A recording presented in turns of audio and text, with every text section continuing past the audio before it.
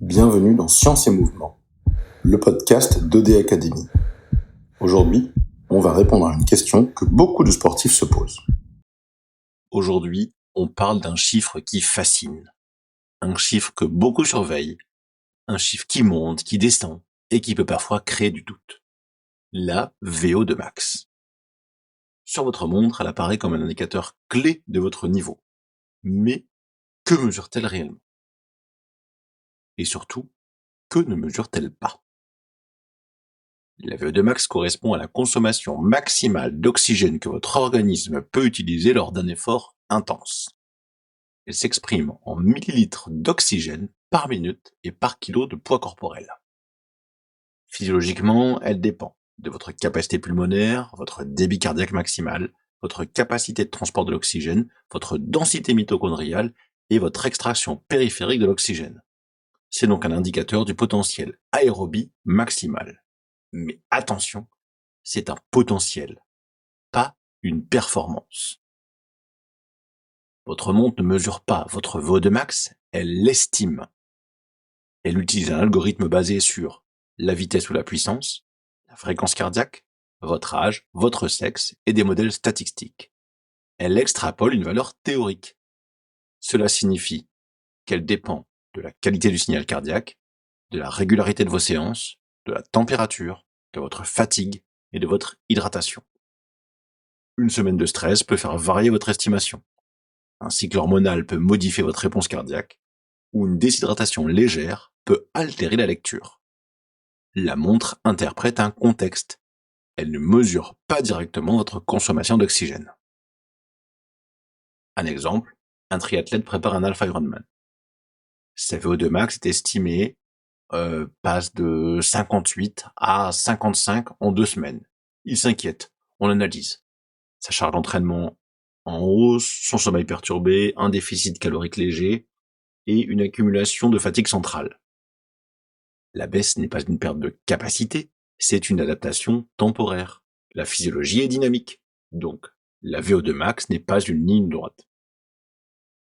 Prenons deux coureurs avec une VO2 max identique. L'un court 10 km en 35 minutes, l'autre en 40 minutes. Pourquoi? Eh bien parce que la performance dépend aussi de l'économie de course, de la biomécanique, de la rigidité musculo-tendineuse, de la stratégie d'allure, de la tolérance au lactate et de la capacité mentale. Donc la VO2 max est le moteur, mais la performance dépend aussi du châssis. Chez la femme, la VO2 max peut fluctuer légèrement au cours du cycle.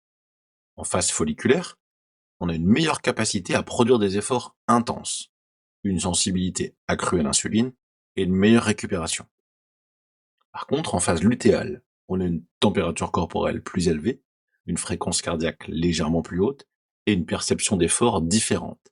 Et ces variations peuvent influencer l'estimation de l'algorithme. C'est exactement la même chose en périménopause, où il va y avoir une modification de la composition corporelle, une variation de la masse maigre et des changements métaboliques. La VO2 max relative peut évoluer sans que la capacité réelle ne se dégrade. L'interprétation doit intégrer le contexte hormonal. Cette VO2 max, elle est exprimée en millilitres par kilogramme par minute. Cela signifie que si vous perdez du poids, votre VO2 max relatif peut augmenter. Et même si votre capacité absolue reste stable. Chez une personne en situation d'obésité, le coût énergétique du mouvement est plus élevé. L'économie mécanique est moins efficiente et la priorité est la base aérobie. Donc la VO2 max n'est pas du tout la priorité initiale. Ce qui compte, c'est développer la mitochondrie, améliorer la flexibilité métabolique et stabiliser la charge.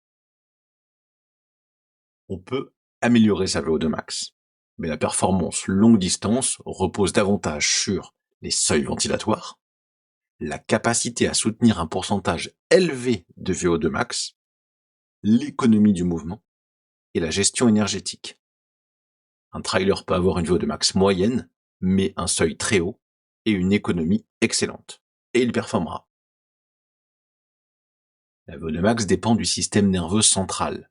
Donc une fatigue centrale élevée peut réduire la capacité maximale temporairement, comme le stress professionnel, un manque de sommeil, une surcharge émotionnelle, la VO2 max estimée peut baisser sans que la physiologie structurelle ne change. C'est simplement un signal de régulation. Chez OD Academy, nous utilisons la VO2 max comme indicateur de potentiel. Mais nous travaillons surtout sur les seuils ventilatoires, l'économie de course, la mécanique, l'adaptation mitochondriale et la récupération. La VO2 max est une pièce du puzzle. Elle ne définit absolument pas l'athlète. Le message très important. Si votre VO2 max baisse temporairement, ne paniquez pas. Analysez votre charge, votre récupération, votre cycle hormonal, votre sommeil ou votre stress. Un chiffre isolé n'est jamais une vérité absolue. La performance durable repose sur l'adaptation globale. La VO2 max est un indicateur fascinant, mais elle ne mesure ni votre mental, ni votre technique, ni votre stratégie, ni votre résilience.